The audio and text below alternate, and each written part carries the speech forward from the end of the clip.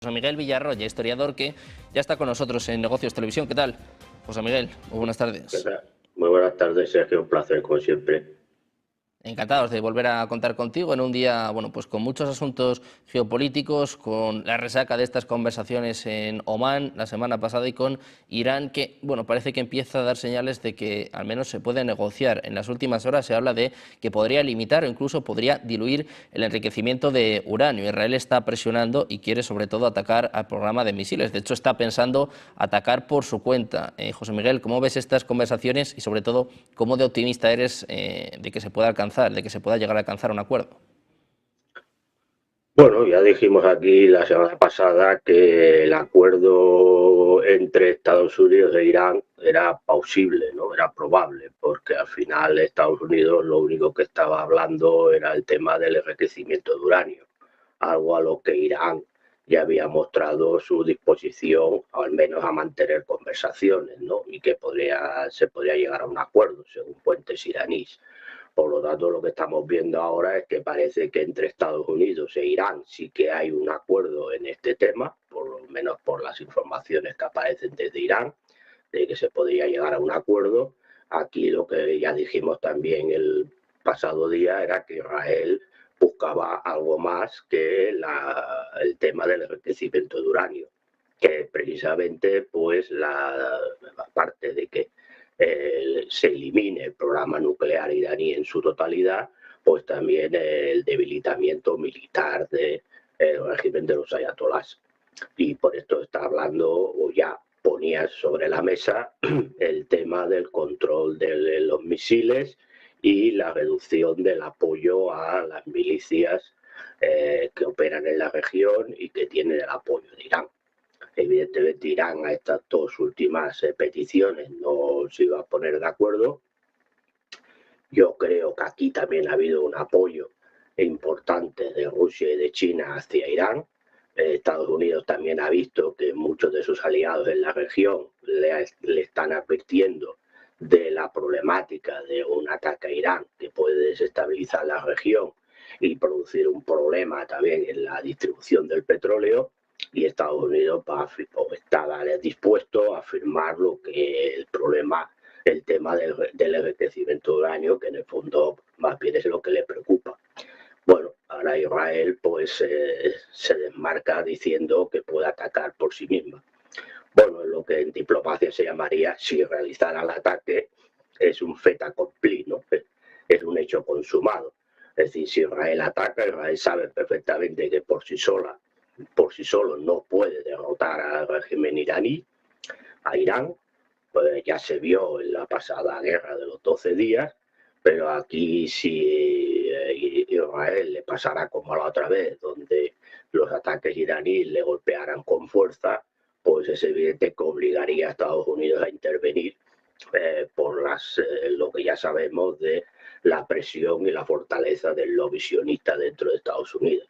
Por lo tanto, yo creo que sí que se puede llegar a un acuerdo entre Estados Unidos e Irán en el tema del enriquecimiento de uranio, pero yo creo que Israel, bueno, afirmo que Israel no se va a conformar con eso, y sí que podríamos ver un ataque israelí a Irán para provocar la entrada de Estados Unidos si Israel fuera perdiendo por estos tipos de bombardeos. Bueno, pues muy pendientes de Israel y de Irán. José Miguel, te vamos a pedir que aguantes apenas un par de minutos porque estábamos mirando a Atocha, estábamos mirando precisamente estas huelgas que comenzaban en el día de hoy, estas huelgas de maquinistas que se van a extender hasta el próximo miércoles, y tenemos a nuestro compañero Enrique Castilla con uno de los afectados. ¿Qué tal? Enrique, buenas tardes de nuevo. Muy buenas tardes, Sergio. Efectivamente, ya han afectado ya a Tocha. Encuentro con Arantxa. Arantxa, muy buenas tardes. ¿Qué tal? ¿Cómo te encuentras? Arantxa, precisamente me comentabas antes de entrar en directo que has venido de Barcelona, de Sant, que venías por trabajo, que ha tardado 40 minutos en llegar ese tren aquí a Tocha, ¿no? La avenida han sido 40 minutos y cuando tuve que ir de Mariz a Barcelona sí que tardamos como hora y 10 de retraso en llegar. ¿Y cómo ha sido la sensación a la hora de montar? ¿Qué también, porque me habías comentado que tú venías en un Wigo, en la compañía Wigo, 230 trenes han visto en un principio, decían que podría ser más, afectado en el día de hoy. No sé cuál era la sensación cuando os habéis montado, si ha habido incertidumbre, cuál era la sensación de la gente. A ver, a la ida sí que se notó un poco de incertidumbre y de miedo incluso, porque el tren daba frenazos de repente, se paró en varias ocasiones y había un silencio así como extendido en el vagón. Yo puedo decir que sí que Wigo nos ha estado avisando en todo momento de los retrasos y de las posibles cancelaciones. Yo no sabía que la huelga empezaba hoy porque estaba en Albania, me enteré justo esta mañana, pero nos mandaron un correo diciendo que nuestro tren salió en tiempo, pero hemos tardado en llegar como 50 minutos más en el retraso. La gente en el Wigo, en este caso, no iba como, o sea, no había mucha queja porque sí que la compañía en todo momento nos ha estado avisando. Más allá de la gente que tenía que hacer conexiones, que es verdad que esa gente sí que lo tiene complejo porque han perdido trenes ahora en Atocha. Claro, cuando venía, te he cogido a ti, precisamente la gran mayoría de la gente decía no tengo tiempo, claro. Yo con 40, 30 minutos de ha sido una sensación de caos generalizada, sí. Pero también un caos, que no sé cómo lo valoras tú, no sé si crees que es necesario esta huelga que se está realizando para dar un toque de atención también, hay que mirar por las infraestructuras, sí. Y mejor, como dicen ellos en el lema de hoy de los sindicatos, mejor la seguridad, más seguridad y menos alta velocidad. Es decir, yo estoy de acuerdo totalmente, sobre todo porque después de lo ocurrido en Adamuz, es verdad que el ambiente en el tren a la ida a Barcelona era bastante complicado, había mucha gente nerviosa, Wigo estuvo permanentemente con avisos a través de los megáfonos, pero yo estoy con los maquinistas. Es cierto que habría que parar un poquito, revisar infraestructuras, porque además en España tenemos una red de trenes muy importante que no hay en otros países y creo que es momento de parar, revisar, arreglar y a lo mejor llegar una hora más tarde sabiendo que vas a llegar una hora más tarde, pero sabiendo que vas a llegar, que es algo que la gente ahora está un poco asustada por eso. Claro. Desde las compañías decían que no iba a haber tanto retraso, que no iban a verse afectados, me refiero, ahora tú has llegado también con 40 minutos, da fe de ello. Aparte de eso, también decían precisamente los sindicatos en el día de hoy, los maquinistas, que querían alargarlo incluso al miércoles, que querían llegar a un acuerdo hoy, pero que si no el miércoles. No sé si tú también les apoyas en eso, si no les hacen caso, seguir alargando una huelga, aunque no, se estén viendo afectados, por ejemplo, en el caso tuyo, lo que sea. Claro, lo que pasa es que al final, si preguntas a la gente, como tú bien decías, que qué prefieres, si llegar antes o llegar seguro, yo te diría que creo que todos preferimos llegar seguro. Evidentemente, si los maquinistas, que son los que se juegan la vida, como en el caso de Adamuz, están considerando que hace falta un parón para que esto se revise, yo en mi caso sí que voy a apoyar. Ahora, si avisan bien y con tiempo, uno puede hacerse los horarios y hacer el apaño. La otra cosa sería que no se avisara o que fuera una huelga de estas encubiertas, pero en este caso están siendo súper transparentes. Pues perfecto, nos quedamos con esas declaraciones. Mil gracias, Arantxa, por tu tiempo. Sergio, pues nada, devolvemos la allí a Negocio Televisión, como les digo, bastante calma tensa había minutos antes de que llegara estas personas del Wigo, de su tren de alta velocidad, donde nos están contando, como es el caso de Arantxa, no, pues ese retraso de 40 minutos llegar aquí a esta estación de Atocha. No, pues vamos a estar pendientes de lo que dicen los sindicatos, vamos a estar pendientes de lo que dicen los maquinistas y si se llega a un acuerdo con el Ministerio de Transporte, con el ministro, en este caso Óscar Puente, que de hoy se querían reunir, vamos a ver si se llega a un acuerdo y se pone una solución por el bien de todos. Desde este caos en Atocha, muchísimas gracias, Enrique, por esta última hora. Gracias también a Arantxa por contarnos lo que ha sido su día, ¿no? Lo que ha sido este caos vivido en las últimas horas y que parece que puede extenderse hasta el próximo miércoles. Atentos a la actualidad nacional, vamos a seguir mirando a la geopolítica, vamos a seguir mirando pues uno de los temas más importantes de los últimos años, esta guerra en Ucrania que está a punto de entrar en su cuarto año y hemos escuchado declaraciones por parte de Sergei Lavrov, el ministro de Exteriores ruso, acusa a Trump de bidenismo. José Miguel básicamente dice que los acuerdos de Anchorage no se han cumplido, que no se están cumpliendo. Bueno, eso ya también es algo que también dijimos aquí, ¿no? Es decir, una cosa es lo que pacta Trump con Putin, o la administración Trump con Putin, y luego hay la parte del establishment norteamericano, que ya empieza a tener importancia y fuerza dentro del propio gobierno de Donald Trump, que boicotea todos esos acuerdos. Nada nuevo bajo el sol, lo llevamos diciendo desde hace tiempo. Los acuerdos de Anchorage no se han cumplido y todo lo que se está negociando ahora pues en Abu Dhabi pues tampoco sirve para mucho, ¿no? Es decir, se le sigue diciendo a Ucrania que resista porque se le va a apoyar, por lo tanto Ucrania se mantiene en sus posturas maximalistas. Rusia pues ve que las peticiones que pone sobre la mesa y que se acuerdan en reuniones bilaterales con Estados Unidos no se terminan cumpliendo, por lo tanto seguimos como estábamos, estamos en la casilla de salida. Bueno, evidentemente evidentemente Lavrov pues ha visto claramente que la administración Trump pues es como la de Biden, porque en el fondo en este tema pues quienes siguen controlando los aparatos de poder, pues sí, que no sean las mismas personas, pero son personas que tienen las mismas características como Biden, es decir, representan a un establishment norteamericano que no está por la labor de que haya una paz en Ucrania.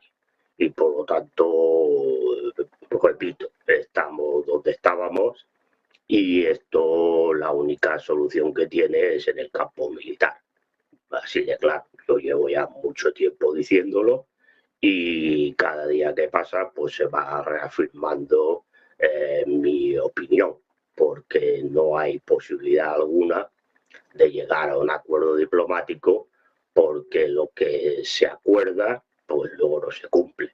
Por lo tanto, es decir, estamos en el cuarto año y seguiremos en el quinto y en el sexto si esto se va alargando, porque no hay disposición por parte de quien está apoyando más a Ucrania, que es la administración norteamericana, en cerrar este conflicto.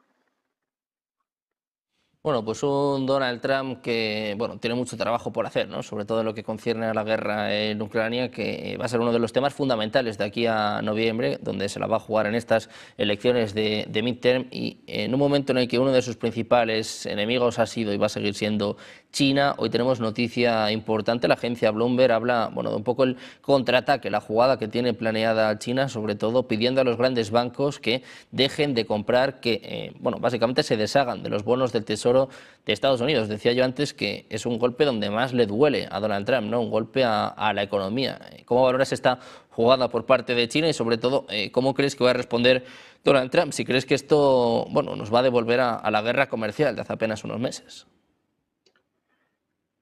El campo está claro que China tiene armas, no hablo ahora aquí de armas militares, sino armas económicas para golpear donde más le duele a Donald Trump, que es en la economía. Por cierto, una economía que no marcha muy bien porque se conocían los datos del paro y no son muy halagüeños. La inflación también sigue disparada. Por lo tanto, eso afecta al bolsillo de los estadounidenses, muchos de ellos, la gran mayoría de ellos, también a los que le votaron, ¿no? Por lo tanto, esto sí que es un golpe en la línea de flotación del proyecto de Trump, ¿no? Vender los bonos significa que el dólar pues, va a ir perdiendo fuerza y la deuda americana ya no es valor refugio ante estas situaciones de volatilidad en las que vivimos. La respuesta, a ver, yo no soy economista, vosotros tenéis ahí especialistas en economía mejores que yo, pero entiendo que la respuesta comercial o la guerra comercial tampoco le va a solucionar el problema, porque ya vimos cuando puso aquellos aranceles, algunos al 150% a productos chinos, que quien más sufrió esos aranceles fue la propia industria norteamericana, algunas de ellas básicas como la farmacéutica o la armamentística, o incluso de las propias tecnológicas, que ya avisaron a Donald Trump que bajara los aranceles porque si no tenían que cerrar las factorías. Es decir, que por lo tanto una respuesta comercial o una guerra comercial no parece que vaya a ser la solución a este ataque económico que le está realizando China. Por lo tanto, alguna manera tendrá que negociar o bien entrar ya en otras cosas, ¿no?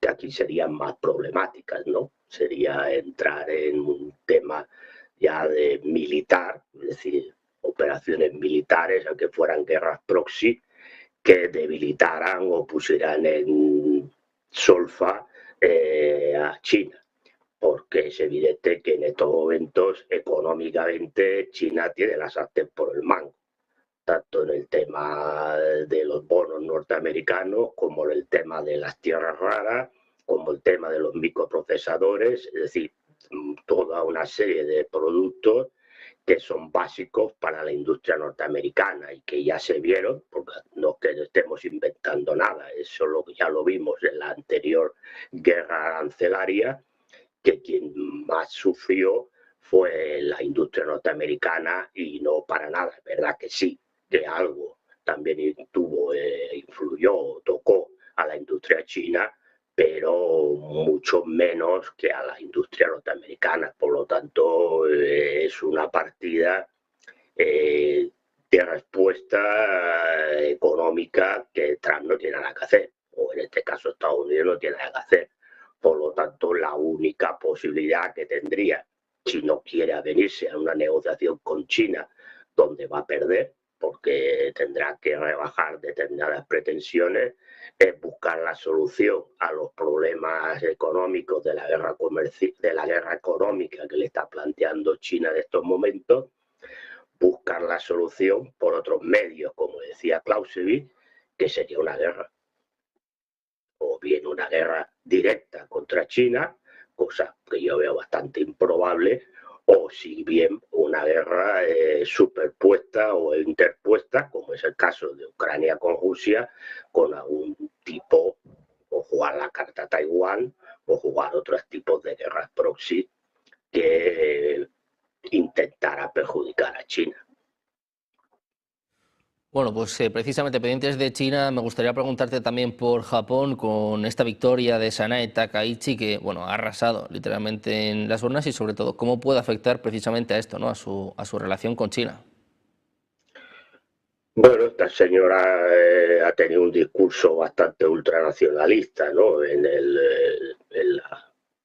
la campaña, y aparte en declaraciones que ha hecho en tema de política exterior, es decir, de un acercamiento aún mucho mayor a Estados Unidos. Era la candidata que defendía o patrocinaba a Trump. Bueno, no patrocinaba, sino que apoyaba a Donald Trump. Ha tenido un discurso de apoyo absoluto a Taiwán, e incluso ha dicho que si China realizara algún tipo de tema militar contra Taiwán, pues Japón le declararía la guerra. Bueno, pues son a veces discursos que a veces para consumo interno, pero sí que es cierto que en este momento pues ya Japón era un aliado de Estados Unidos, aunque es cierto que algunos de los dirigentes anteriores pues intentaban buscar algún tipo de independencia, especialmente en el tema comercial. Hay que decir que no le habían puesto sanciones a Rusia en determinados productos, etcétera, etcétera. Y parece ser, también habrá que ver, ¿no? Porque luego igual más allá de estos discursos y de este apoyo a Donald Trump, pues luego a veces también la gente mira lo importante para su país, pero claro, de entrada pues parece un refuerzo a esa idea que tiene no Donald Trump, sino Estados Unidos, de crear una especie de OTAN en el Pacífico, ¿no? Con Japón, Corea del Sur, Taiwán, Australia, Nueva Zelanda. Bueno, vamos a ver cómo se desarrolla, pero vaya, yo creo que China en este caso ya tenía por descontado que iba a contar con la animadversidad de Japón, ganara quien ganara. Pero bueno, también hay que decir que esta señora firmó acuerdos comerciales con China. Es decir, que a veces también, por eso digo que los discursos a veces hay que ponerlos en cuarentena, porque a lo mejor son discursos que interesan para ganar unas elecciones y que luego pues se mira el pragmatismo, ¿no? Entonces vamos a ir viendo cómo se desarrollan los temas. Japón está en un momento delicado de su economía. Vamos a ver cómo resuelve esta señora el problema de la economía japonesa, y también es muy dependiente de China para muchas cosas. Por lo tanto, bueno, yo creo que a veces, repito, habrá que ver si el discurso pues se concreta en hechos, o luego la realpolitik que decía Bismarck pues impone las negociaciones y en acuerdos que consiga con China, que también es básico para su economía, ¿no? Bueno, vamos a ir viendo, pero en estos momentos, repito, si todo se centra o todo se delimita en temas económicos, la batalla la tiene ganada China. Es decir, por la dependencia en materias básicas para las industrias tanto japonesas como norteamericanas. Bueno, pues pendientes de China, también de esta victoria de Takaichi en Japón y sobre todo de cómo afecta, ¿no?, a las relaciones entre China y Estados Unidos, sobre todo con esta información que habla del plan que tienen para someter a Trump y sobre todo a la economía de Estados Unidos. José Miguel, muchísimas gracias por estar con nosotros un día más, una semana más. Un placer.